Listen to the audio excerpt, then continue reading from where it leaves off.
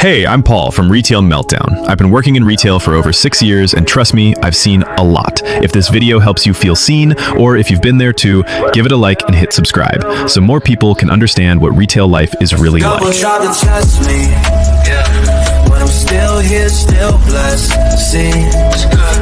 We all get angry. The difference is how we manage it. People who lash out in retail settings often lack basic emotional regulation skills.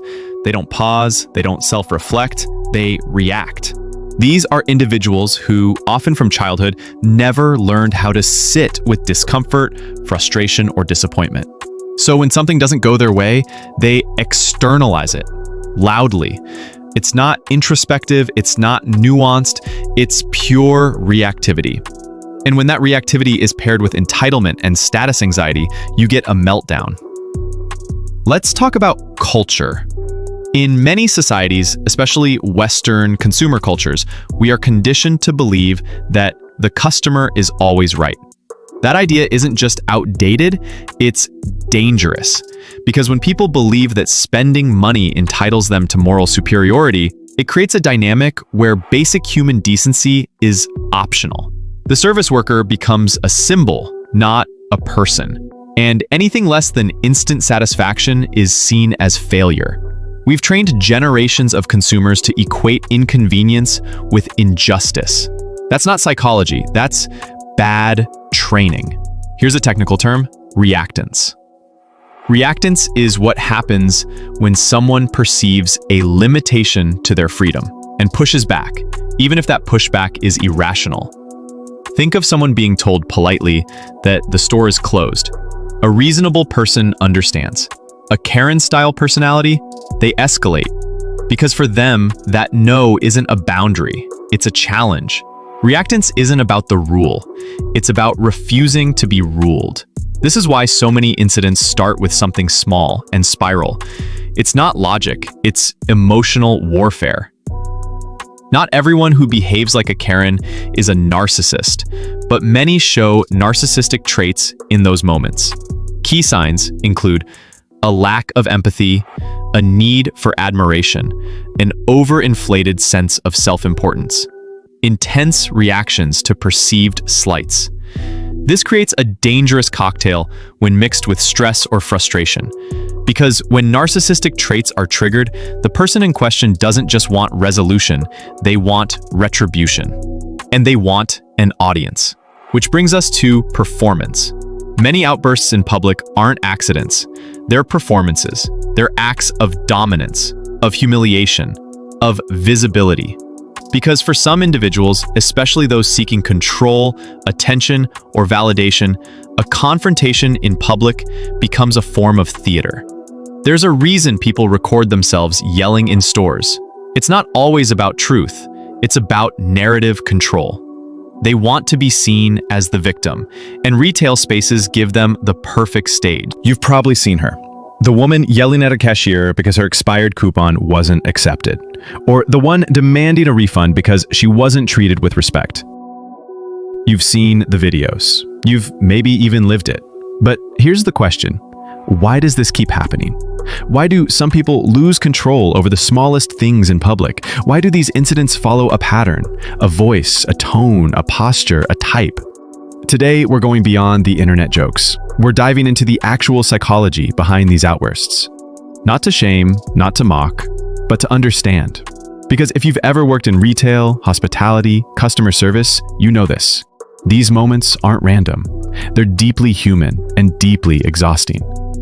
Let's talk about it. At the core of most Karen-style outbursts is one concept: entitlement. Psychologically speaking, entitlement is the belief that you are owed something, not earned, owed. Entitled individuals walk into a store believing that they should be served faster. Rules should not apply to them. Every inconvenience is a personal insult. And when reality pushes back, when a return is denied or a discount isn't given, they experience that pushback not as policy, but as a threat to their identity.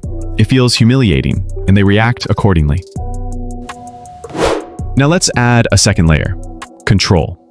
People who feel powerless in their lives often seek to regain that control in public spaces, and retail becomes an easy target. Why? Because the dynamic is simple. One person serves, one person receives. It creates a false sense of power. When someone already feels frustrated, unheard, or invisible, a moment in a store becomes the perfect stage to demand control, loudly, visibly, and aggressively. It's not about the refund. It's not about the item.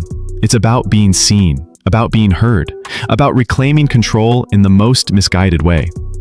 You might think people like this are simply mean or angry, but often it's much more vulnerable than that.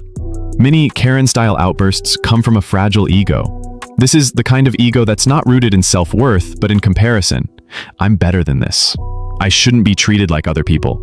I deserve more. When a situation suggests otherwise, when they're told no or treated like everyone else, it doesn't just feel annoying. It feels degrading. Psychologists call this a status threat, and people who are sensitive to status loss will do almost anything to reassert themselves, even if it means yelling at a teenager for following store policy. Here's the hardest truth of all. Karen behavior is often rewarded. Complain loudly, get a refund. Threaten escalation, get a manager's apology. Cause a scene, get what you want faster. And when behavior gets rewarded, it gets repeated. This isn't just psychology, it's operant conditioning. The same way kids learned that tantrums get candy, adults learn that meltdowns get results. So unless systems change, the cycle continues. It's easy to blame the individual, but the bigger issue is the system that enables them. A system where frontline workers are underpaid, management is conflict avoidant, policies prioritize customer retention over employee safety. That system tells customers, subtly and constantly, that they can behave however they want, and someone else will clean up the mess. Until that changes, Karens will keep winning. So what do? We start with this. Understand the psychology without excusing the behavior. Empathy doesn't mean tolerance. We can recognize the patterns behind these meltdowns, the insecurity, the stress, the social conditioning, the emotional gaps, but we can also say clearly, this is not okay. Because the real damage, the lasting damage, isn't to the Karen's reputation, it's to the workers who endure it every day. Karen behavior isn't just loud, it's deeply human, but also deeply broken. It reflects a world where power is misunderstood, emotion is unregulated, and service is mistaken for servitude. If we want better retail spaces for customers and workers, we have to stop rewarding dysfunction. We have to replace the myth of the always right customer with the truth of mutual respect. That means setting boundaries, enforcing policies, and protecting the people who hold those systems together. Because no one should be humiliated to sell you toilet paper.